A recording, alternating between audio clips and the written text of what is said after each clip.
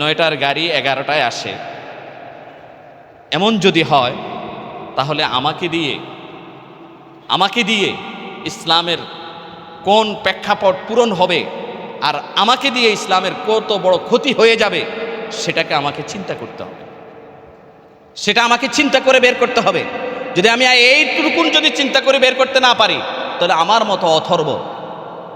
মতো অথর্বকে দিয়ে ইসলামী সংগঠন চলতে পারে না।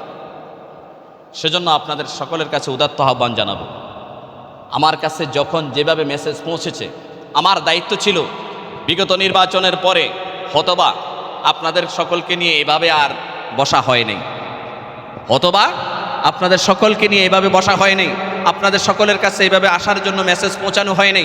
কিন্তু আজকে যখন মেসেজটা পৌঁছেছে, তো মেসেজটাকে তো আমি আমার পক্ষ থেকে স্বাগত জানিয়ে আমি সর্বোচ্চটা দিয়ে, সর্বোচ্চ ত্যাগ, আমার যত ব্যস্ততায় থাকুক, আমাকে সারা দিনের জন্য এখানে ডাকে নাই, আমাকে সারা সপ্তাহের জন্য ডাকে নাই, সারা মাসের জন্য ডাকে নাই, আমাকে তো একটা সময়ের জন্য নির্ধারিত একটা সময় দিয়ে আমাকে বলা হয়েছে এই সময় থেকে আমাদের প্রোগ্রাম শুরু হবে। সেই সময়টাকে প্রাধান্য দেওয়া আমার একান্ত প্রয়োজন ছিল, সেটা আমি ব্যর্থতার পরিচয় দিয়েছি।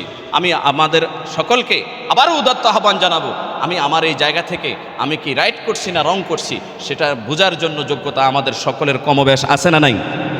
সকলের কাছে প্রশ্নটা রেখে আগামী দিনে যেন আমি আমার জায়গা থেকে সর্বোচ্চ ত্যাগ তিতিক্ষাকে দিয়ে আমি আমাকে সাজিয়ে গুছিয়ে সংগঠনটাকে সমৃদ্ধ করে আমরা সামনে অগ্রসর হতে পারি, এই আশাবাদ ব্যক্ত করে আমি আমার সংক্ষিপ্ত আলোচনা শেষ করছি।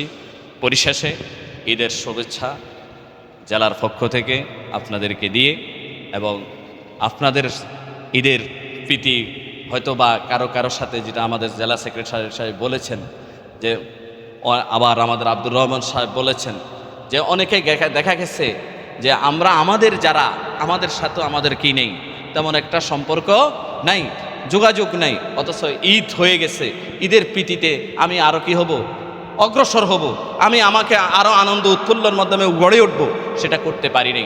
আমি আপনাদের সকলকে বলবো যে না, আমরা এরকম জিমিয়ে থাকলে ইসলামের সৈনিক জিমিয়ে থাকতে পারে না। আল্লাহ তাআলা আমাদেরকে আল্লাহ তাআলা সন্তুষ্ট চিত্তে কাজ করার জন্য তৌফিক দান করে। ওমা তৌফিক ইল্লা বিল্লাহ।